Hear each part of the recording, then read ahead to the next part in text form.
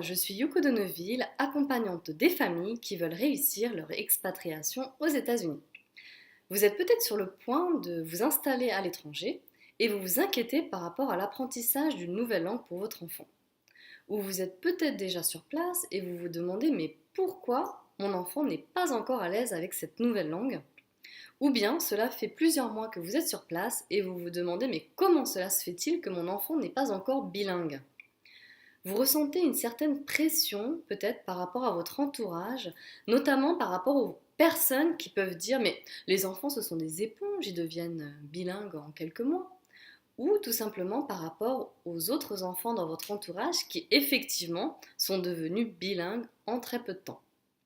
Est-ce que vous vous reconnaissez dans ce que je viens de dire? Eh bien, si je vous parle de tout cela, c'est parce que je l'ai déjà vécu étant enfant en expatriation et aujourd'hui en tant que parent expatrié. Effectivement, je suis partie vivre au Japon à l'âge de 6 ans et je me rappelle encore du stress que j'éprouvais quand j'ai appris que je devais partir dans un nouveau pays. Et je demandais à mes parents, est-ce qu'au Japon, ils parlent français?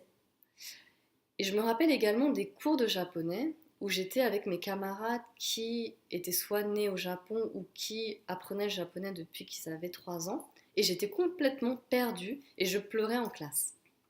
Mais aujourd'hui, je suis bilingue en français et en japonais. Et c'est pour cela que je voudrais partager avec vous 3 conseils pour accompagner au mieux vos enfants dans cette adaptation à une nouvelle langue et cet apprentissage d'une nouvelle langue. Donc mon premier conseil, ce serait vraiment de ne pas stresser, d'accepter que votre enfant peut avoir son propre rythme et qu'il n'y a pas de règle en fait. Il faut accepter qu'il n'y a pas de règle. C'est pas parce que votre enfant est plus jeune que l'enfant de votre copine ou votre copain qui va apprendre plus vite. Et c'est pas parce qu'il est en immersion complète, contrairement aux autres qui sont peut-être dans une école française, qu'il va apprendre plus vite non plus. En fait, chaque enfant a une personnalité différente et heureusement.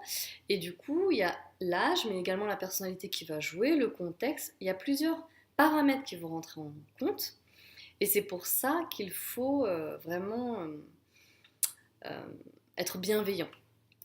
Mon deuxième conseil, ce serait d'employer diverses méthodes ludiques, surtout, pour accompagner votre enfant dans l'apprentissage d'une nouvelle langue. Par exemple, dans mon cas, j'ai beaucoup appris grâce aux dessins animés.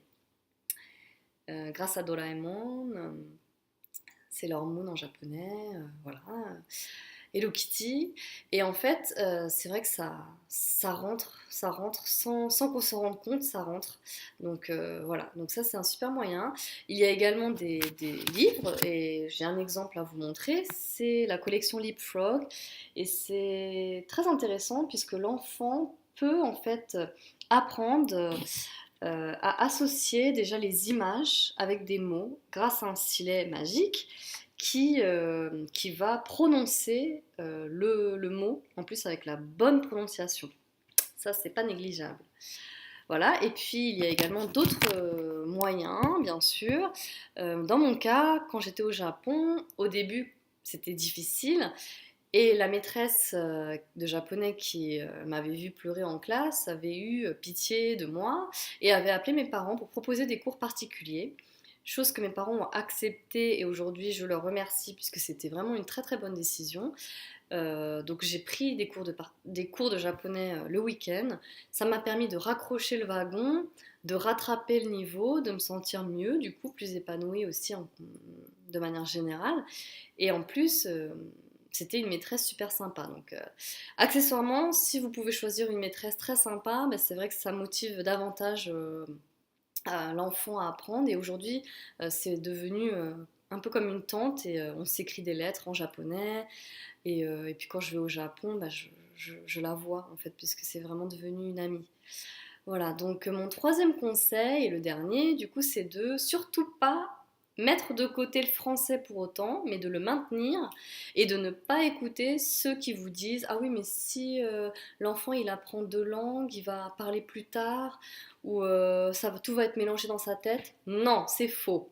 En fait, encore une fois, cela va dépendre de l'enfant, mais l'enfant sait très bien faire la part des choses. Il sait qu'à la maison, Il doit parler français avec les parents, enfin c'est ce qui est instauré bien sûr, mais qu'à l'école, en dehors, il va parler l'autre langue, le japonais ou l'anglais aux États-Unis par exemple.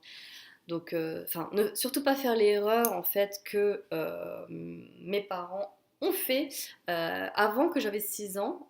Avant l'âge de 6 ans, j'étais donc en France et ma mère me parlait japonais un petit peu, mais la maîtresse à l'époque lui avait dit d'arrêter de me parler japonais puisque ça allait m'embrouiller.